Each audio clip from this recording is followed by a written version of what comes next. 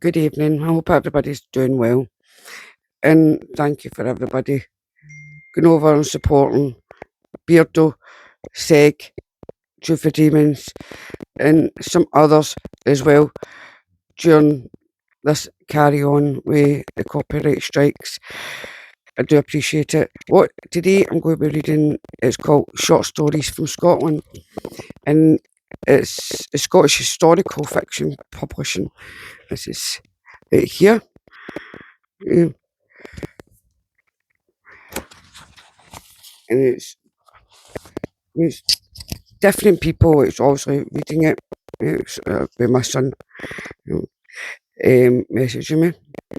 It says, last letter by Kirsty Corbett. I'm looking at every man alive. I move aside the curly strands of her hair so I can kiss her. She pulls back and smiles as she looks over her shoulder to check if anyone is watching. Come on, Catherine. No one's going to comment.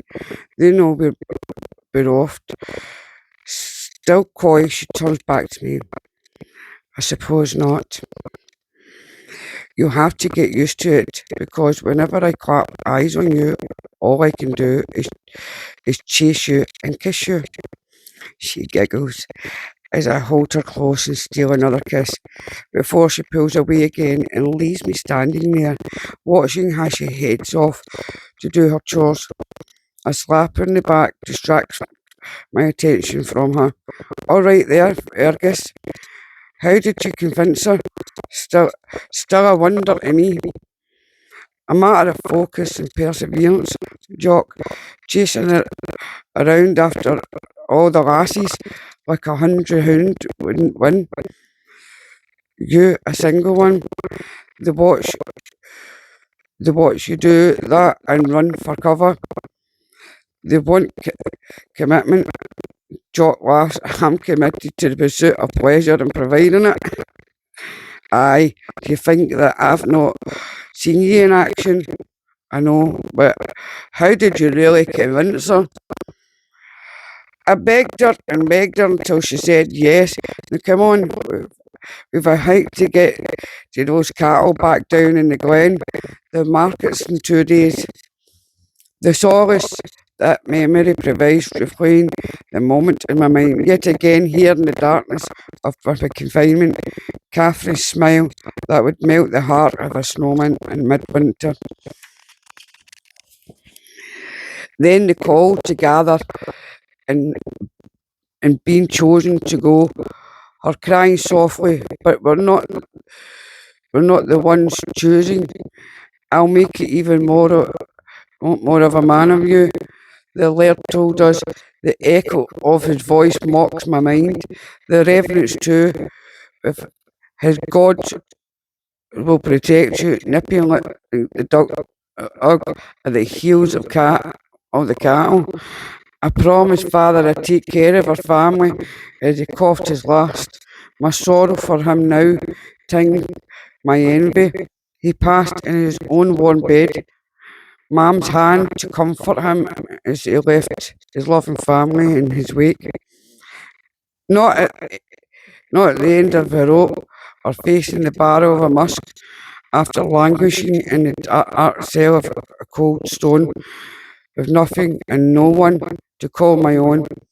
I've taken orders all of my 17 years, dishing them out only to the dog to round up the herd, standing for what's right. But they told me all he wanted was owed us. The laird and the reverend are always hasty with collecting the rent and teeth, hard earned from the land they call theirs, but their hands have never tilled and worked it like us. I suppose the king's hands are even cleaner than theirs, his coffers fuller. How they clamour if their monies are not paid in time. Yet they say it's a bad lot that I've fallen in with. But they're men like me, patience melted by the fire of injustice. Sweet Catherine, to be running with you to the burn again. The thought of her, the only salve on the wound that my soul has become. It was but a few months ago it felt like a bird of light soaring over the glen as I drove the herd downhill, the sweet impatience and of anticipation, knowing she was waiting for me. We're to be married when I return. We'll set up home with the money I bring back, to wake up in the warmth of our love. Mother's cousin has promised me an apprenticeship in his Smithy. Smithy's a pub. To work in the glow of the furnace. The fast beat of my heart provides the only morsel of heat right now. There are funds to pay us. We've seen that. Uh, we've seen what the officers get, but it never reaches our pockets. More excuses are barked at our ears instead. Granny did warn us, you'll see nothing but trouble caused by others. I caught Mam's eye the moment she spoke. I know now those words held the only truth. She knows not what she's havering, for when she was ever indeed the glory of the kingdom, the laird's sneer had garnered attention, and I foolishly let myself be led down this rocky path into misery.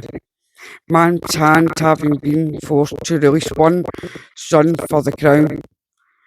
Which words must I choose if this be my last letter? What will suffice to take the edge of Mam's sorrow and help feed the rest? Her face was coming, but I can't bear the thought of tears I will cause her. Catherine will be distraught, no doubt, but take a tiny comfort knowing she'll find her way in this life. So be it in the arms of another. A pardon may arrive, a ship may set sail to take us north again. Fear clamps my hope. The threat of death is more realistic. The meek shall inherit the earth. It should be a fair party then. Buckets of ale and whisky and the best bannocks ever baked, along with a side of beef in the spit. Jock's sprightly fiddles teasing all the lassies to dance. Claiming their fair due is now mute by charge. Their empty promises versus our empty pockets. I just want to go home, to sit by the fire after the day's work, in a cradle of fine company to caper with my wee sisters, to rest untroubled until dawn breaks in the glen once again. The Black Watch became an official regiment of the British Army in 1740. In 1743, the regiment was ordered to march to London for a royal review by King George II. However, upon their arrival, they found that the king was not present to review them, as he was on the continent. Rumours began to circulate that the regiment was sent to the west.